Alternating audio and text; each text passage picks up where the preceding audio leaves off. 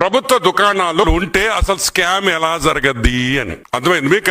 Shops private వాళ్ళే కాదు కదా, అన్ని గవర్నమెంట్ షాప్సే కదా. ఈ గవర్నమెంట్ దుకాణాల్లో స్కామ్ ఎలా జరగద్ది అని అడుగుతుంది. ఇప్పుడు ఒకటే గుర్తు పెట్టుకోండి, మీరు గవర్నమెంట్ అంగళ్ళు పెట్టింది 3 ఏళ్ల ముందరే.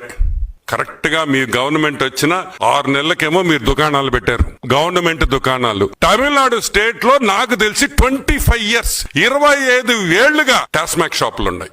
గవర్నమెంట్ షాప్స్ వచ్చి అక్కడ టాస్మాక్ షాప్స్ అంటారు. టాస్మాక్, ఈ టాస్మాక్ లో ఏ గవర్నమెంట్ షాపులు మీరు చెప్తున్నారో 1000 కోట్ల money laundering case, prevention of money laundering act 2002 ప్రకారం ఇప్పుడు కేసులు పెట్టున్నారు.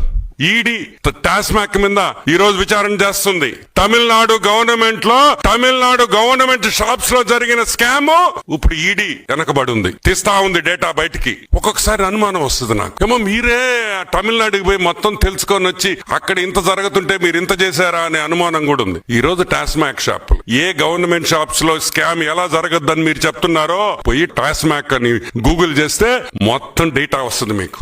ఎంత స్కామ్ జరిగింది, 1000 కోట్ల పైన ఈ రోజు ఈడీ ఛార్జ్ షీట్ వేసింది. అది కూడా కాకుండా వాళ్ళ ఎండి, వాళ్ళ ఐఏఎస్ ఆఫీసర్, ఆయన కూడా వీళ్ళు విచారణకు పిలుచున్నారు. ఈడీ వాళ్ళు విశాఖన్ ఐఏఎస్ మే 16, 2025లో ఈడీ విచారించింది. ఈ సంవత్సరమే మేలో ఈడీ టాస్మాక్ డైరెక్టర్ ని, టాస్మాక్ ఇన్ఛార్జ్ ఐఏఎస్ ఆఫీసర్ ని ఈడీ పిలిచింది. ఎందుకు పిలిచారు? ఎందుకంటే స్కామ్ జరిగింది కాబట్టి గవర్నమెంట్ షాపుల్లో స్కామ్ జరగదు, గవర్నమెంట్ షాప్స్ లో ఎలా స్కామ్ జరగదు అనేది పిచ్చితనం. అసలు గవర్నమెంట్ షాప్స్ పెట్టిందే స్కామ్ చేసేదానికి. చంద్రబాబు నాయుడు గారు ఉన్నప్పుడు షాప్స్ లో ఈ స్కామ్స్ లేవు.